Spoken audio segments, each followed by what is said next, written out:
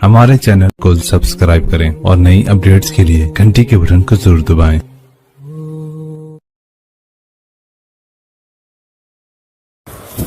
बिस्मिल्लाहिर्रहमानिर्रहीम, अस्सलामु अलैकुम वरहमतुल्लाहि वबरकातुहू। नाज़रीन इकराम, आप देख रहे हैं जमजम ग्राफी।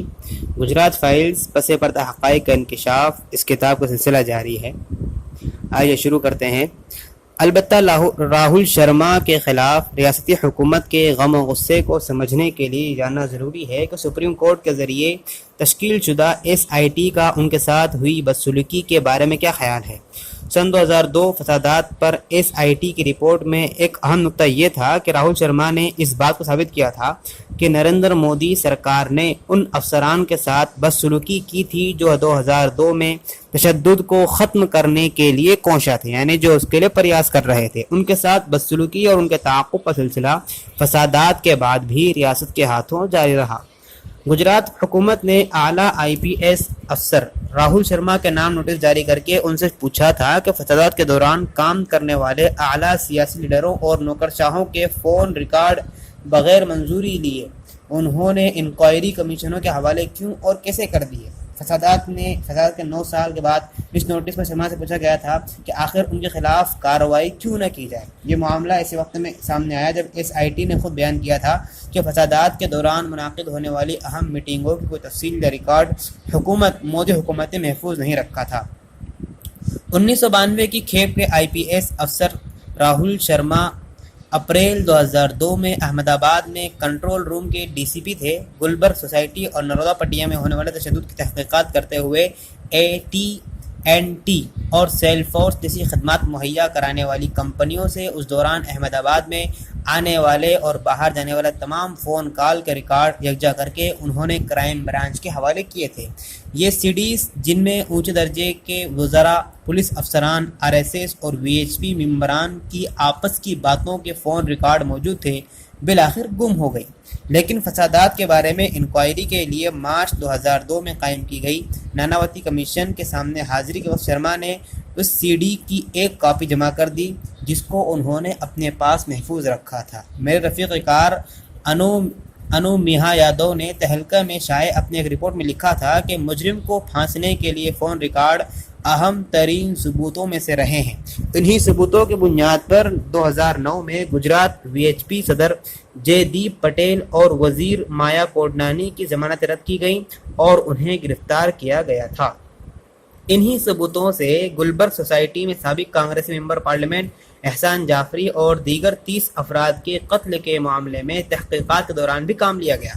ये CDs नरोदा पटिया में बर्पा होने वाले तशद्दुद के मामले में भी अहम सबूत की हैसियत रखती हैं, जिनमें सरकारी आदद शुमार के मुताबिक 105 मुसलमान मारे गए थे। लेकिन ऐसा लगता है कि मुनसिफाना तहक़ीक़ात की किसी भी कोशिश को नाकाम बनाना गुजरात में एक कायदा बन चुका है। शर्मा को नोटिस मिलने से एक हफ्ते कबल ही एक दूसरे IPS अफसर सतीश शर्मा, जो एक अलहदा SIT के मेंबर हैं और जिसको 2004 के इशरत जहां इनकाउंटर मामले की इंक्वायरी के लिए कायम किया गया है, उन्होंने बताया कि केस के सुरागों का ताक़ुब करने से उनको रोका जा रहा है। वर्मा, जो इस इनकाउंटर की तहक़ीक़ात करने वाले 3 अफसरों में से एक हैं, जिसको मुबैना तौर पर यानी वाज़ेह तौर पर खुले तौर पर गुजरात पुलिस ने अपने सियासी आकाओं को खुश करने के लिए अंजाम दिया था, उन्होंने खुफिया बयान भी जमा किया था जिसमें उनके काम में मुदाखलत की मिसालों की निशानदही की गई है। 28 जनवरी को गुजरात हाई कोर्ट में पेश किए गए 80 सफ़हात पर मुश्तमिल हलफिया बयान में वर्मा ने बताया था कि किस तरह वाज़ेह फॉरेंसिक सबूत को 2009 में गुजरात हुकूमत के ज़रिए कायम करदा साबिक SIT ने नज़रअंदाज कर दिया था। इशरत के जिस्म में पाई जाने वाली वो गोलियां भी उसी सबूत में शामिल थी जो उन हथियारों से मेल नहीं खा रही थी जिनके बारे में पुलिस का दावा था कि इनकाउंटर में उनका इस्तेमाल हुआ था। वर्मा ने ये बताया कि किस तरह से गुजरात कैडर का अफसर मोहन झा, जो SIT का साबिक मेंबर भी था, और इसी तरह दिल्ली कैडर का अफसर कर्नल सिंह, इन दोनों ने जानबूझकर एक कलीदी गवाह को अपने कौल से फिर जाने के मामले में किसी तबसरे के बगैर हाई कोर्ट के सामने पेश कर दिया था ताकि शक और इबहम पैदा किया जा सके।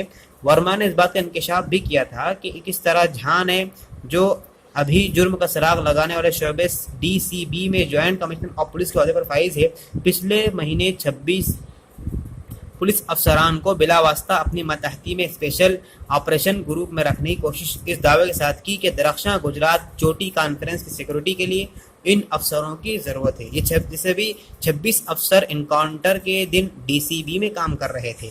वर्मा कहते हैं कि जब SIT ने अपना काम करना शुरू किया, उसके 19 दिन बाद दिसंबर के महीने में SIT में जारी कामकाज के बारे में उन्होंने एक सरकारी नोट बनाना शुरू कर दिया था। इससे पता चलता है कि उन्हें तमाम बदइंतज़ामी का रिकॉर्ड तैयार करने की ज़रूरत महसूस हुई थी और पहले ही खदशा था कि मुनसिफाना तहक़ीक़ात की राह में की जाने वाली उनकी कोशिशों को रोका जाएगा। इससे इस बात का भी पता चलता है कि इन फर्जी इनकाउंटरों में किए गए कत्ल की तहक़ीक़ात की कोशिश कितनी पुरपेच थी, कितनी मुश्किल थी। ये बात एक आला पुलिस अफसर ने इस शर्त पर बताई कि उसकी शनाख्त, उसकी पहचान मख्फी रखी जाए। फसादात के बाद वक़ूअ पज़ीर होने वाले फर्जी इनकाउंटरों के बारे में अशोक नारायण बड़ी रवानी से बोल रहे हैं।